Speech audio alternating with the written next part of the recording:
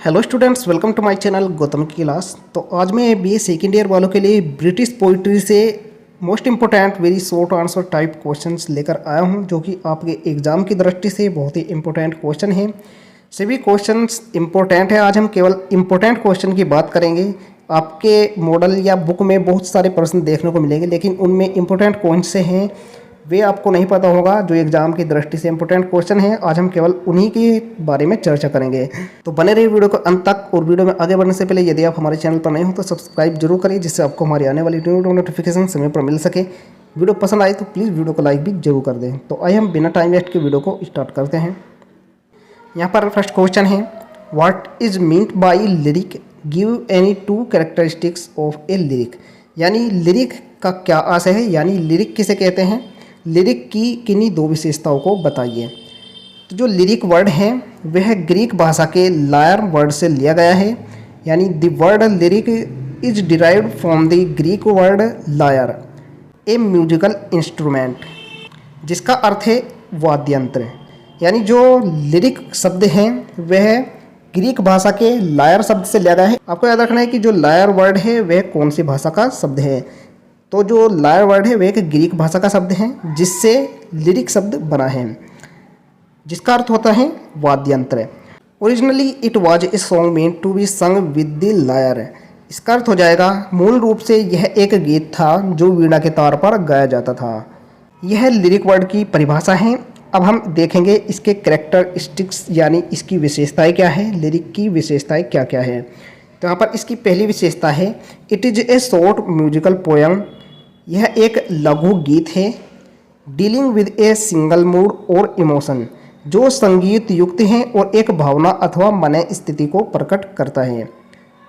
दूसरी इसकी विशेषता है, it is A short poem usually divided into stanzas. यानी यह एक छोटी यानी लघु कविता है जो पद्यांशों में सामान्यतः विभक्त है। यानी जो लिरिक है वह एक शॉर्ट पोयम है जो पद्यांशों में विभक्त है, यानी divided into stanzas, and directly expressing the poets own thought and sentiments, तथा जो प्रत्यक्ष रूप से कवि के अपने विचारों व भावनाओं को व्यक्त करती है। यानी directly expressing the poets own thought and sentiments. तो आपको यहाँ पर लिरिक्स के बारे में समझ में आ गया होगा कि लिरिक किसे कहते हैं, इसकी क्या क्या विशेषताएं होती है। आइए हम नेक्स्ट क्वेश्चन देखते हैं। यहाँ पर नेक्स्ट क्वेश्चन यहाँ पर जो कि आपका मोस्ट इंपॉर्टेंट क्वेश्चन है, discuss the sonnet as a poetic form. यानी काव्य की एक विधा के रूप में सोनेट का विवरण दीजिए। जो सोनेट वर्ड है वह सोनेटो शब्द से लिया गया है, जो कि एक इटालियन वर्ड है। इटालियन लैंग्वेज का एक वर्ड है सोनेटो, जिससे सोनेट शब्द निकला है। यानी sonetto in Italian language means a little sound और स्ट्रेन। यानी इटली की भाषा में सोनेटो का अर्थ छोटी सी ध्वनि या धुन है। यहाँ पर आपको ध्यान ये रखना है कि जो सोनेटो है उससे सोनेट शब्द बना है। यहाँ पर इसलिए ये लिखा गया है कि इटली की भाषा में सोनेटो का अर्थ छोटी सी ध्वनि या धुन है। आप इस प्रकार से भी लिख सकते हैं, sonnet, the word sonnet derived from the Italian word sonetto.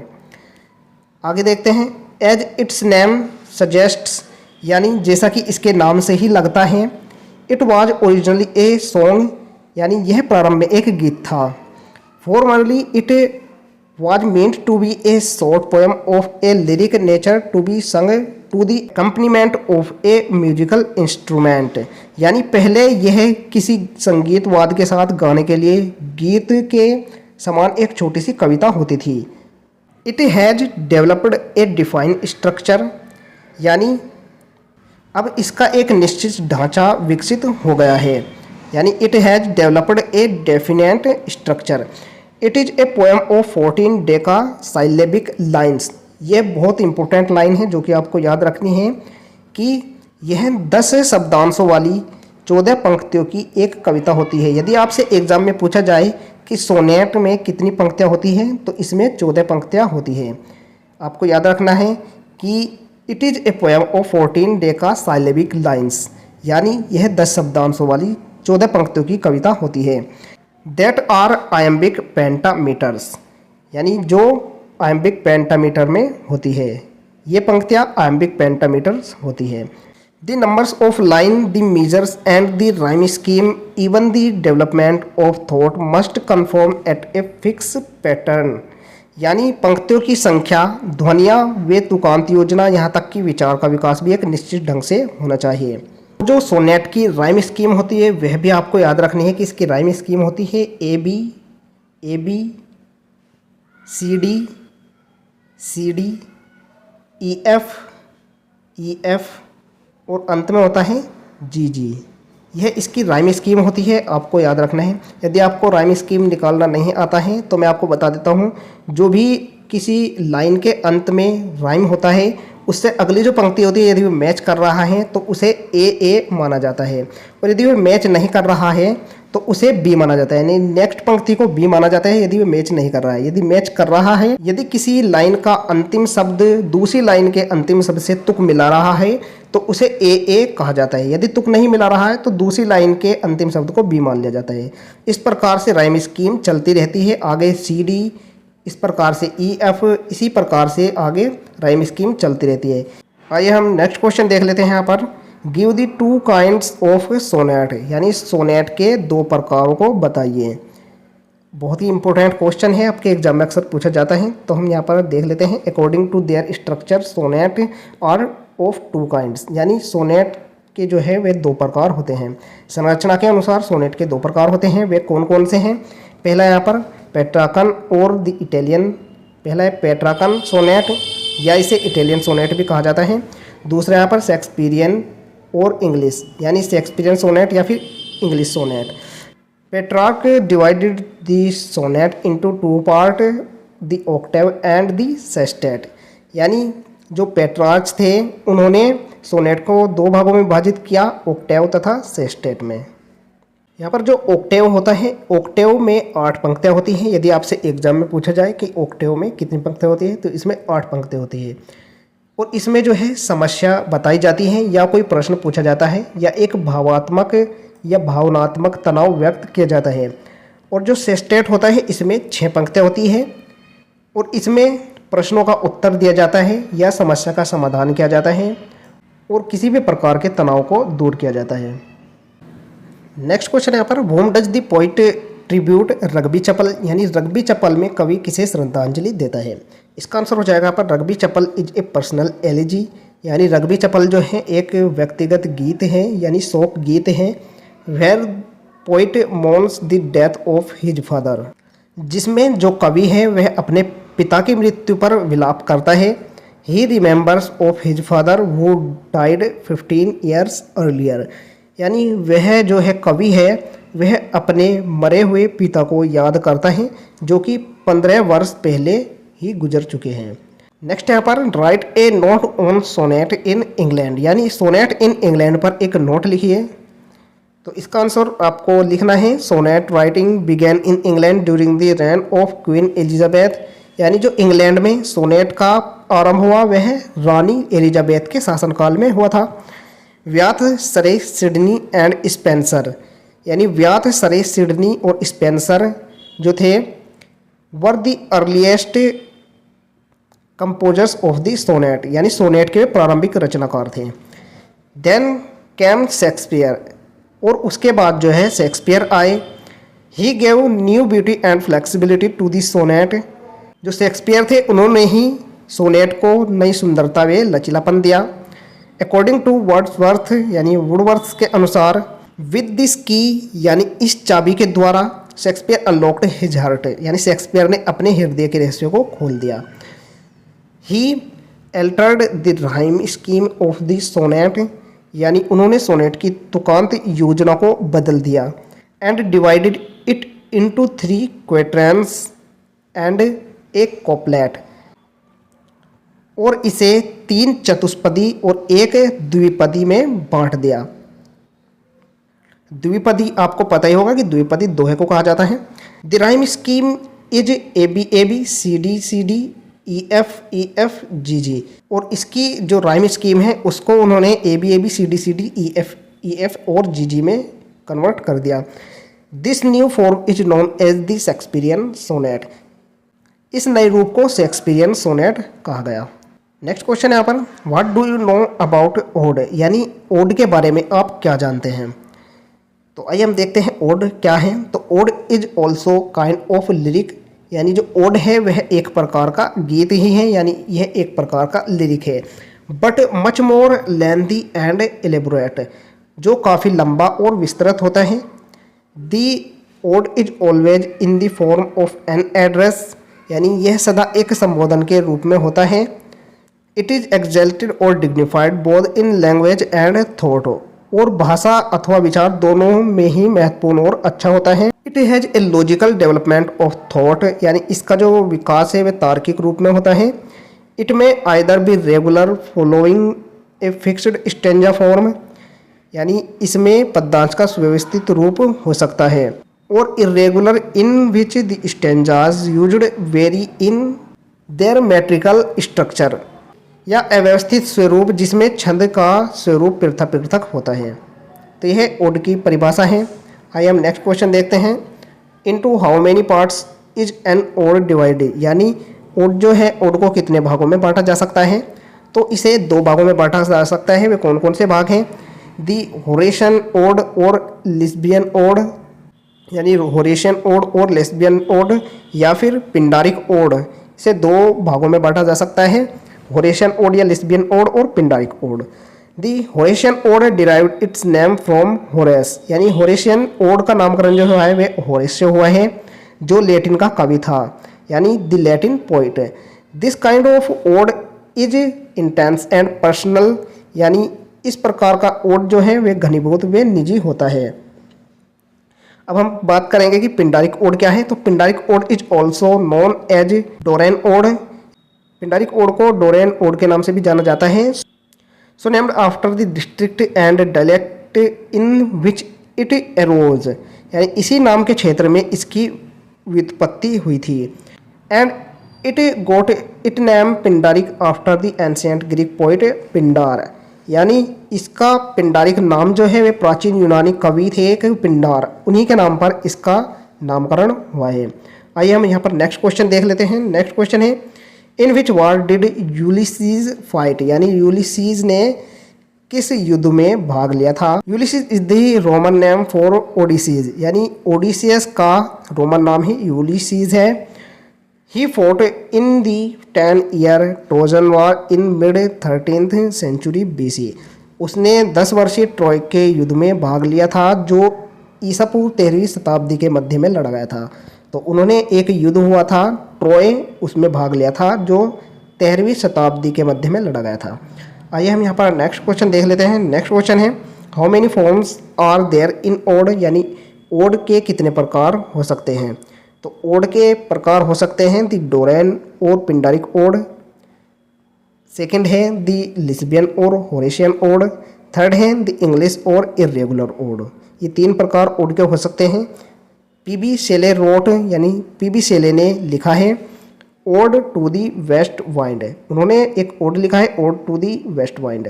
Keats is known as a composer of ode in English literature, यानी कीट्स जो है अंग्रेजी साहित्य में ओड लिखने के लिए विख्यात रहे हैं। नेक्स्ट क्वेश्चन देखते हैं यहाँ पर, why does the girl say we are 7 in the poem we are 7 by William Wordsworth, यानी वुडवर्थ द्वारा लिखी गई एक कविता है वी आर 7, जिसमें बालिका क्यों कहती है कि हम 7 हैं। तो इसका आंसर हो जाएगा the poem we are 7 depicts the innocent nature of the girl child, यानी कविता जो वी आर 7 है इसमें बालिका की भोली भाली प्रकृति को दर्शाया गया है। She does not want to understand that her 2 sibling have died, वो नहीं जानती है कि उसके 2 सहोदरों की मौत हो चुकी है, यानी उसके 2 सिबलिंग होते हैं बहन भाई में से कुछ भी हो सकता है, तो उनके 2 सिबलिंग की मौत हो चुकी है। सो सी इज डिटरमाइंड टू से दे आर स्टिल 7 चिल्ड्रन, यानी इसलिए वो दृढ़तापूर्वक यही कहती है कि वे अब तक भी 7 है। नेक्स्ट क्वेश्चन यहाँ पर, what is the meaning of ballad, ballad का क्या अर्थ होता है या बैलेड से क्या आशय है। तो इसका आंसर हो जाएगा लिटरेरी बैलेड मीन्स ए डांसिंग सॉन्ग, यानी साहित्य की परिभाषा के अनुसार बैलेड जो है उसका अर्थ होता है नृत्य गीत। बैलेड को गाथा गीत भी कहा जाता है, इसका अर्थ होता है नृत्य गीत। A song to be sung by dancer, यानी एक नृत्य गीत है जो नर्तकों के साथ गाया जाता है। Joseph Addison called ballads as the darling song of the common people, यानी जोसेफ एडिसन कहते हैं कि गाथा गीत को सामान्य लोगों का प्रिय गीत है। जोसेफ एडिसन ने गाथा गीत को सामान्य लोगों का प्रिय गीत बताया है। A ballad is composed in simple stanzas generally of 2 और 4 लाइन्स, यानी गाथा गीत सामान्यतः साधारण गद्यांशों में 2 या 4 पंक्तियों में लिखा जाता है। तो आपको यहाँ पर समझ में आ गया होगा कि बैलेड में जो है वे 2 या 4 लाइन ही होती है। आइए हम नेक्स्ट क्वेश्चन देखते हैं। यहाँ पर describe the look of the face of the statue in the poem Ozymandias by P B Shelley. P B Shelley द्वारा एक कविता रची गई है जिसका नाम है ओजीमेंडियस। इसमें मूर्ति के चेहरे के हाव भाव का विवरण देना है। तो इसका आंसर लिखना है the statue's face is frowned and lips are wrinkled, यानी मूर्ति का चेहरा भौं चढ़ाया हुआ है और होठों पर सिलवटें पड़ी हुई है, यानी सलवटें पड़ी हुई है। The expression of the face is commanding, चेहरे की भाव भंगिमा ओजस्वी है।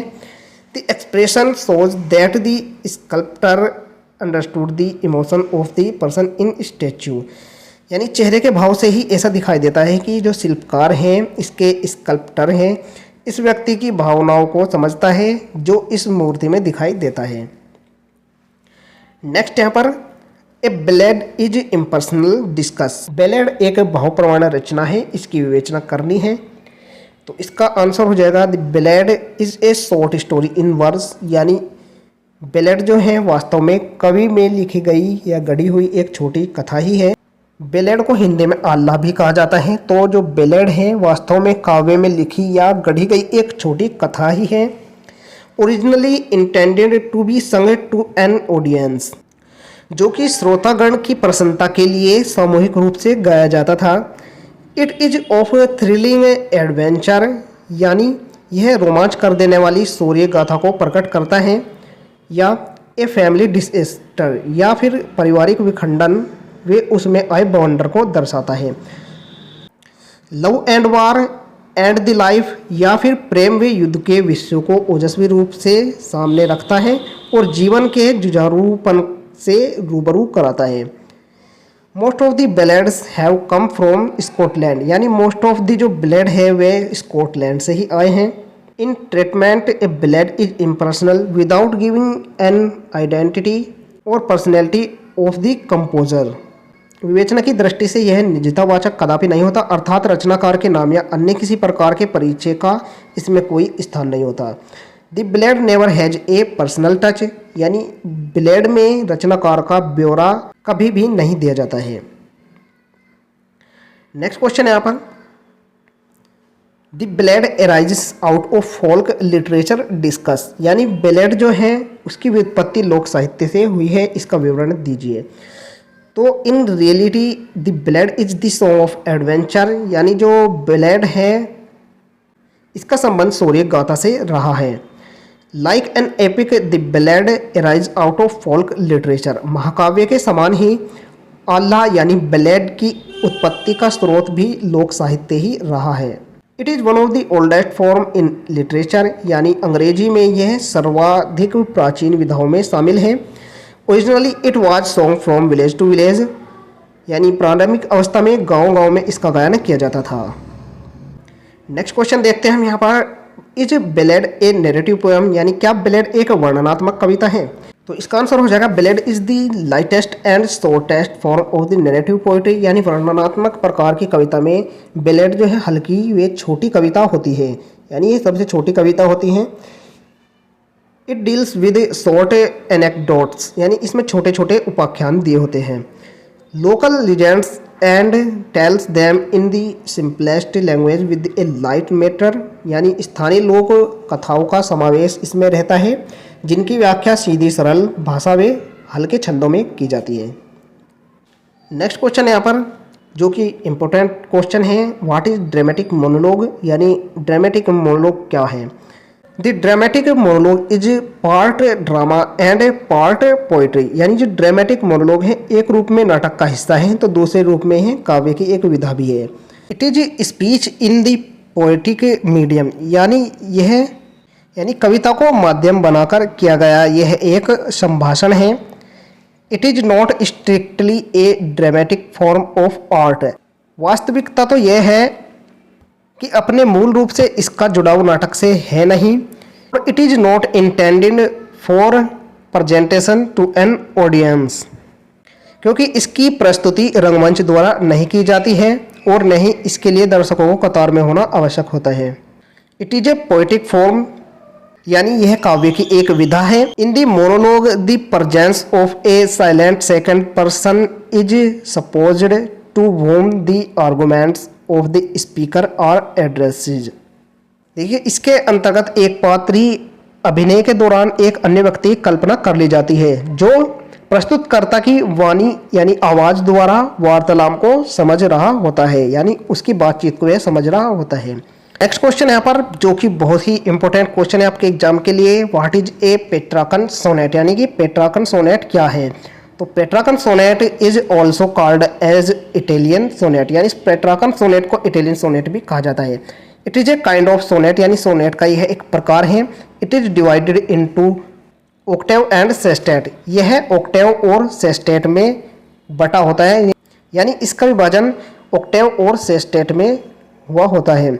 The first 8 line are of octave, यानी जो पहली 8 पंक्तियां होती हैं उन्हें ऑक्टेव कहा जाता है और जो अंतिम पंक्तियां होती है उन्हें सेस्टेट कहा जाता है, जिसमें 6 पंक्तियां होती है।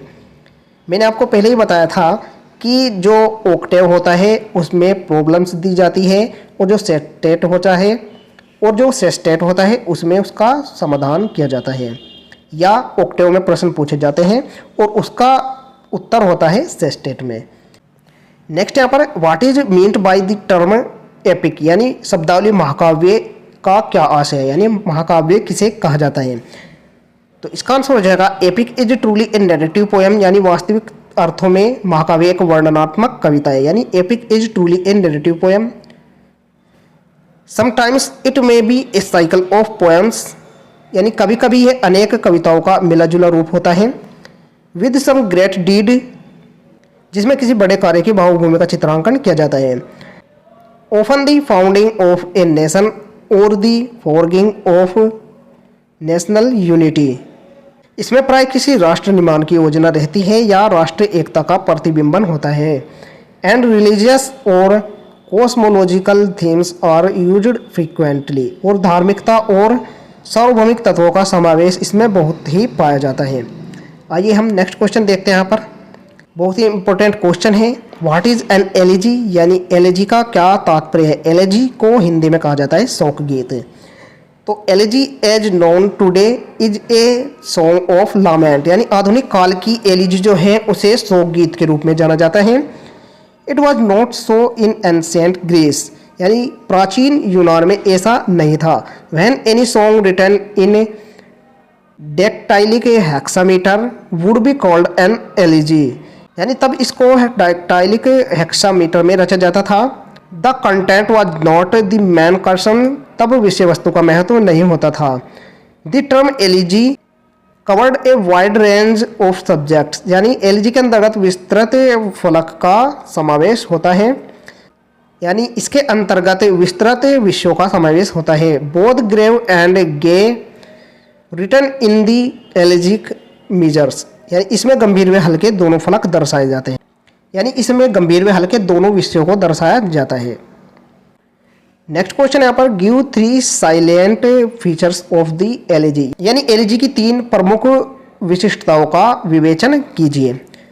फर्स्ट दिया गया है सैडनेस, यानी उदासी। It is basically poem of mourning and lamentation, यानी यह मूल रूप से विलाप और शोक गीत की एक कविता है। It is the sadness and gravity that forms it main theme, यानी उदासी और गंभीरता ही इसकी मुख्य विषय वस्तु का निर्माण करती है। आइए नेक्स्ट देख लेते हैं। यहाँ पर नेक्स्ट पॉइंट है यहाँ पर sincerity of emotion and expression, यानी भावना और अभिव्यक्ति की गंभीरता। Sincerity of emotion is the basic necessity of a good elegy, यानी भावनाओं की ईमानदारी अच्छी एलिजी की मूलभूत आवश्यकता है। The poet is disturbed at the death of some near and dear one, यानी कवि अपने किसी प्रिय या निकट व्यक्ति की मृत्यु पर दुखी होता है। नेक्स्ट यहाँ पर सब्जेक्टिविटी यानी अमूर्त स्वरूप। इट एग्जिबिट्स द इमोशन यानी यह कवि के संवेगों। Feeling and thoughts of the poet यानी यह कवि के संवेगों, भावनाओं और विचारों को प्रदर्शित करती है। It is an important feature of the elegy यानी यह एलिजी की महत्वपूर्ण विशेषता है। तो आपके सिलेबस से ये कुछ मोस्ट इंपॉर्टेंट क्वेश्चन थे जो कि मैंने आपको बताए हैं। इनमें से ज़्यादा क्वेश्चन आपके एग्जाम में जरूर देखने को मिलेंगे। इन्हीं में से आपके एग्जाम में क्वेश्चन आने वाले हैं, तो सभी क्वेश्चन को आपको जरूर याद करके जाना है। सभी क्वेश्चन इंपॉर्टेंट है, इन्हीं में से आपके एग्जाम में पूछे जाने वाले हैं। आशा करता हूँ आपको वीडियो अच्छी लगी, वीडियो पसंद आई हो तो लाइक जरूर करें, चैनल पर नए हो तो सब्सक्राइब जरूर करें, जिससे आपको हमारी आने वाली न्यू वीडियो नोटिफिकेशन समय पर मिल सके। मिलते हैं ऐसे न्यू वीडियो के साथ, तब तक के लिए बाय बाय, टेक केयर।